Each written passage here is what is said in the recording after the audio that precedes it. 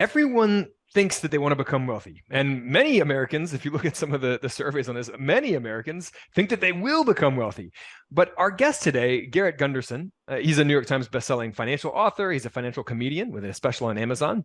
He will tell you that there are some hidden roadblocks along the way, some things that you are getting wrong on a subconscious level in many cases in your approach to building wealth. So, Garrett, I'm excited to have you here. I'm excited to hear about some of these hidden roadblocks that many of us experience in our pursuit of wealth.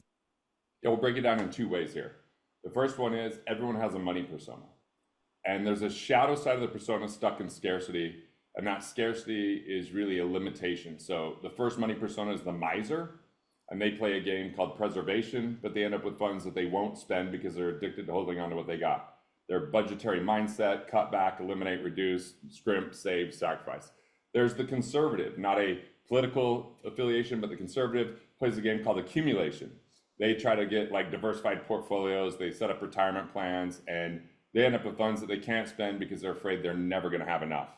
The other one is the striver. The striver plays a game called status and thinks they could just work harder to make more, but they inevitably burn out.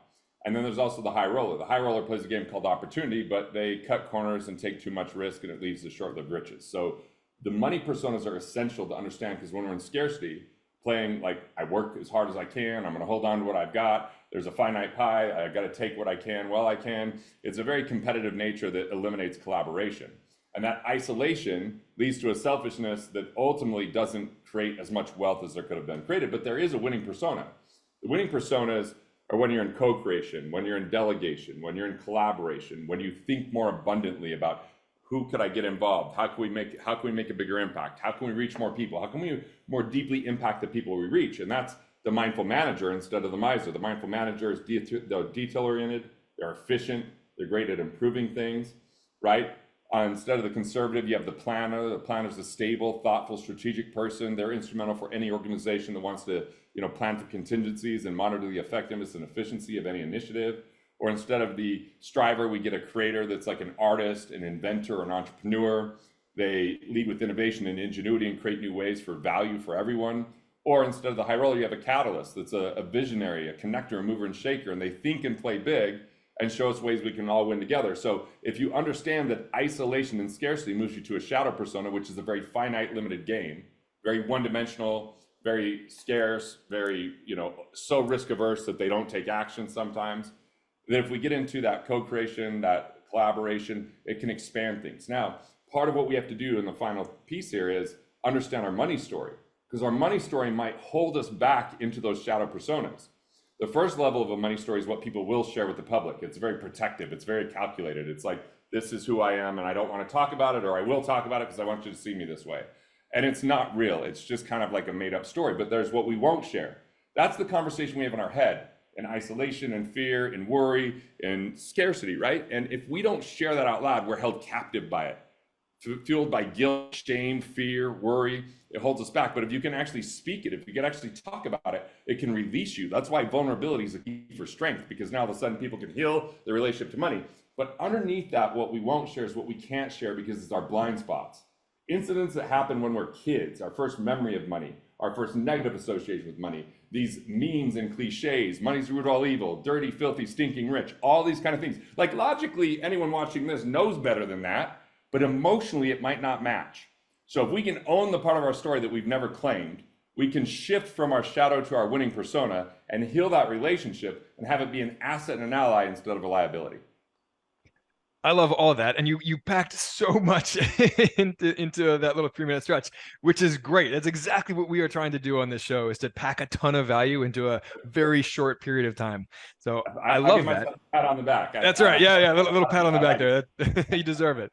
But yeah, no, I love that notion of trying to get away from that scarcity mindset that so many of us have, thinking that, oh, there's this finite pie and I'm just going to try to carve myself a little piece of that pie. No, go create something new, create value from nothing, and grow the pie to be bigger. And that is really that's why capitalism works as an economic model, and what so many people don't understand about capitalism as an economic model. You can grow the pie. It's not just a zero-sum game where like some people are there trying to steal money from other people. No, you can build something that is valuable from nothing. So Yeah, anyway, Thomas Malthus, the philosopher who was like Marxist, basically was like, oh, there's only so much to go around, and we're gonna run out of food, and like there's only so many bison because he was in the 1700s. I'm like, did he not hear about reproduction? I mean, we could right. be stupid over that, right? We could overindulge and overconsume, but if we're responsible, we can grow it properly, and that's an important thing of wealth. If you grow yourself and grow your wealth, you'll keep that wealth. If you grow your money not knowing how it grew, you've created risk in your life. So we have to be stewards over our resources, increase our intelligence, and therefore it becomes more sustainable. Yeah, I mean, bison are a renewable resource, right? I mean, More bison there's no can be doubt born. we overdid it, right? Oh, They went sure, too much killing. absolutely.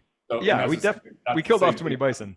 Yeah, that's cronyism then, right? Like the overkilling is like cronyism versus capitalism is free market economy where we create value for each other. And look, there's not a finite, even if there's a finite amount of money, there isn't.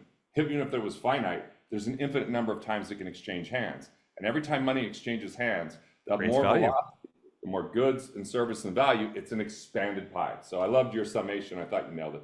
Yeah, yeah. Money is absolutely a renewable resource. Time, on the other hand, is not. But that's a conversation for another time. Good point. Garrett, love all of that. In 30 seconds or less, how do you help people, and how can people connect with you if they want to take you up on that help? They could go check out my Amazon Prime special called The American Ream. You drop the D, The American Ream. It's around money, so I think your listeners and viewers will like it.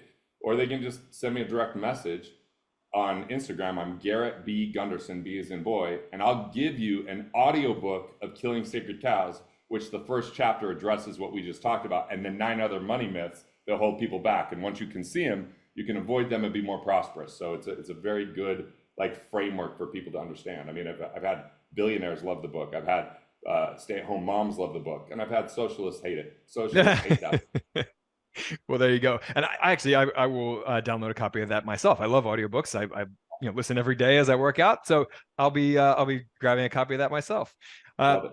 Guys, if you enjoy these quick, focused conversations that we have with guest experts, please rate and review the show. It makes a world of difference to us. And on that note, we will catch you on the flip side. Wondering how private equity real estate investing works?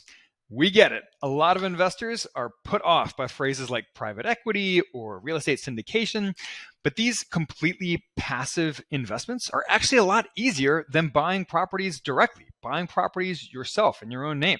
So we offer a free 40-minute class called Hack the Rich, 7 Secrets We've Learned from Private Equity Real Estate. There's not even a sales pitch at the end. We'll show you how to invest in these on your own without any help from us. So go to sparkrental.com/hack to take the free class.